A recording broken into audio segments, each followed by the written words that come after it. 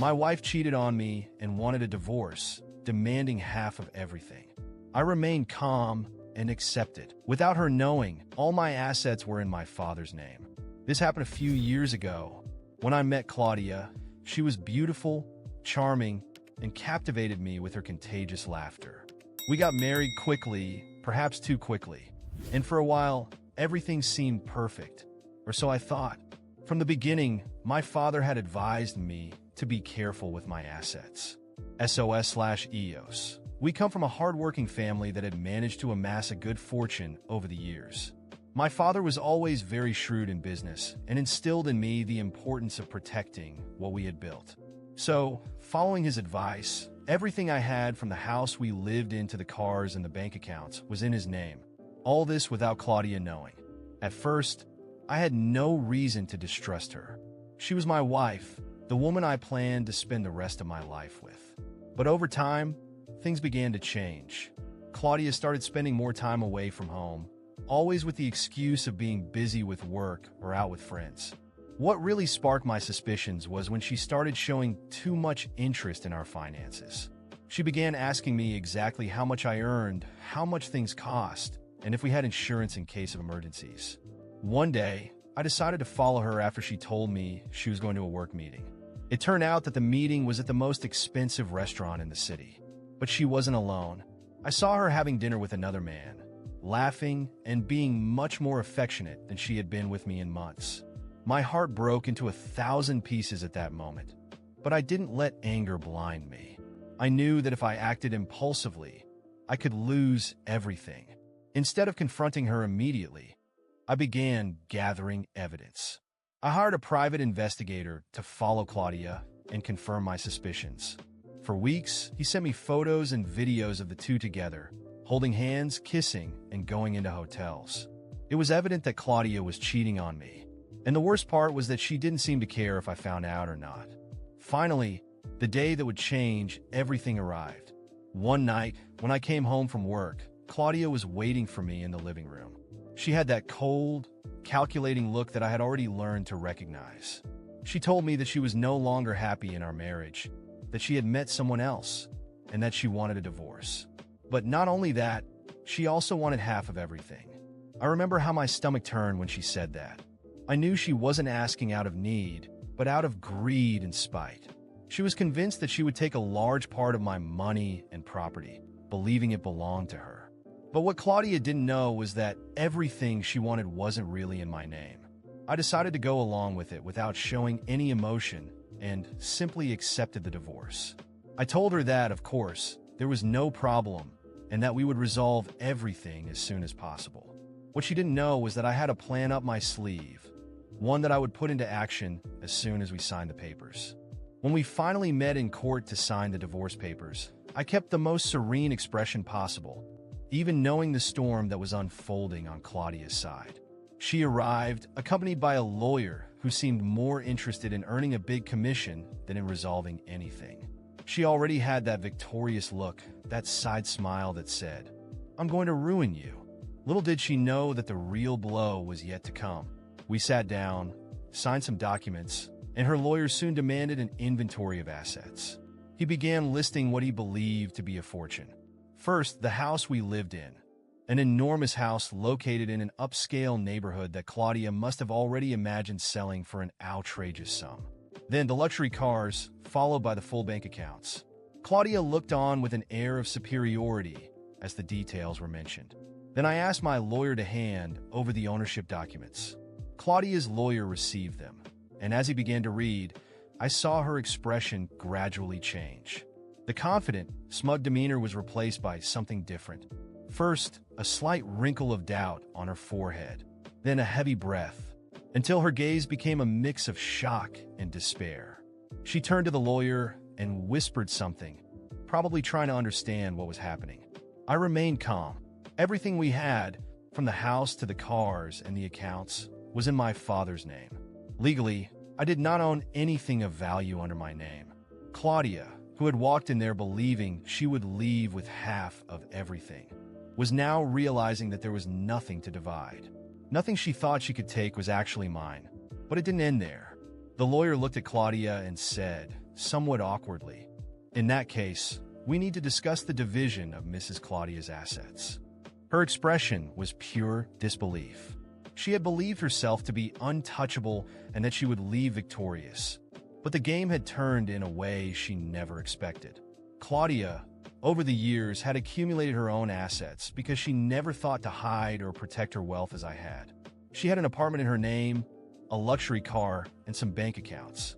Once it became clear that my assets couldn't be touched, Claudia suddenly found herself in a terrible position. She had more wealth than I did and would therefore have to divide her assets with me. I watched her expression change completely. The victorious smile disappeared and was replaced by panic. She started arguing with her lawyer, trying to find a way out of the situation, but it was impossible. Legally, I was entitled to half of everything in her name. Ironic, wasn't it?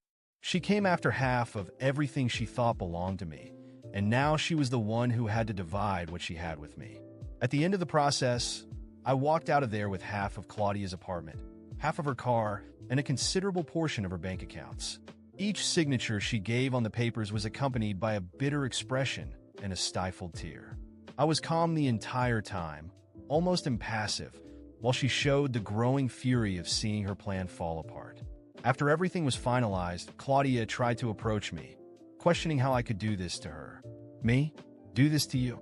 I responded, almost laughing at the hypocrisy. You wanted to destroy me, Claudia. You came after what wasn't yours, believing you could get away with it. And look where we are now. You wanted half of everything, and now I'm the one walking away with half of what is yours. She yelled, tried to make a scene, but the courtroom was a cold and indifferent place. No one was interested in her drama. I shrugged and left, leaving her there, standing, trying to piece together what was left of her life. The Claudia who had entered the courtroom full of confidence was now just a shadow, a person who had lost everything because of her own greed. Eventually, I found out that Claudia had to sell the apartment to pay off debts that had come up. Without the money she thought she would get from me, she ended up getting into debt trying to maintain the luxurious lifestyle we had. She tried to keep the car, but the cost was too high.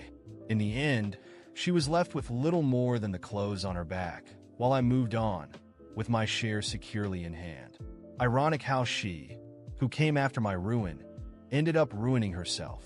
After the court, I thought things would finally settle down and that we would both move on with our lives. But Claudia couldn't accept defeat. Instead of dealing with the situation and moving forward, she decided to try to defame me. She started posting on social media, telling her version of the story, in which I was the big villain who had manipulated, betrayed, and financially ruined her. She painted herself as the perfect victim, a wife who had been deceived by a cruel husband. She used the harshest and most dramatic words possible and managed to gain some sympathy at first. Many people who followed her, unaware of the details, began attacking me online, calling me a coward, selfish, and other insults. My friends alerted me to what she was doing, and when I saw the posts, I decided I wasn't going to let it slide. She wanted to play in the public arena, so I would too. I gathered all the evidence I had.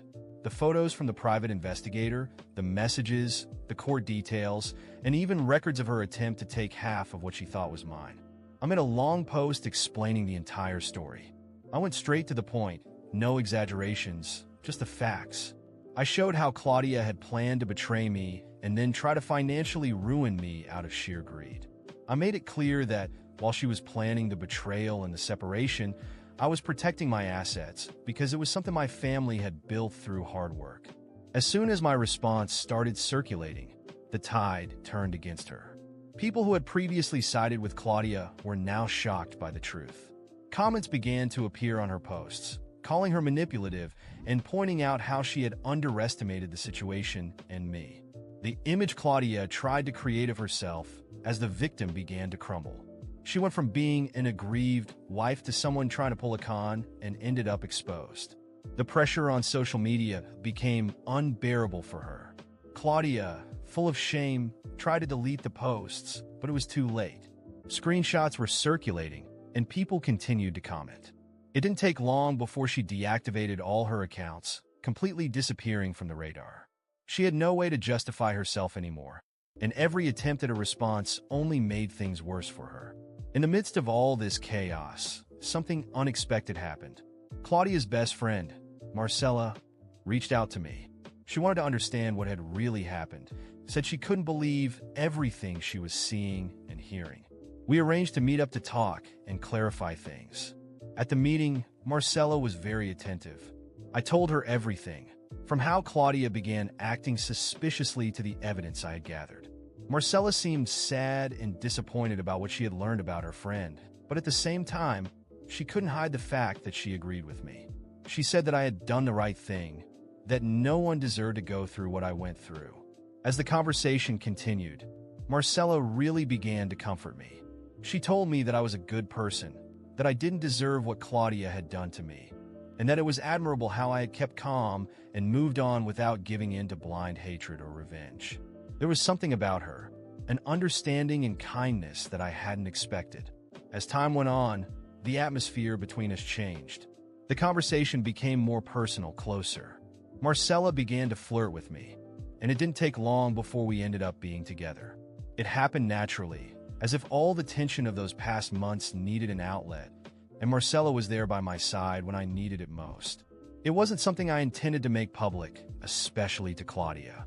She and I haven't spoken since all this happened, and I don't see any reason to change that. My life moved forward, and somehow, being with Marcella felt like a new beginning. While Claudia's attempt at revenge completely failed and she withdrew humiliated, my own revenge, if I can call it that, worked. I moved on, secure and now happier, while she had to deal with the consequences of her own actions. Marcella and I keep everything between us without making a fuss. What matters is that I am finally free of Claudia and her manipulations, while she, because of her own greed and poorly calculated actions, ended up alone, without the assets and without the support she expected. Justice, after all, was done, even if in a way no one anticipated.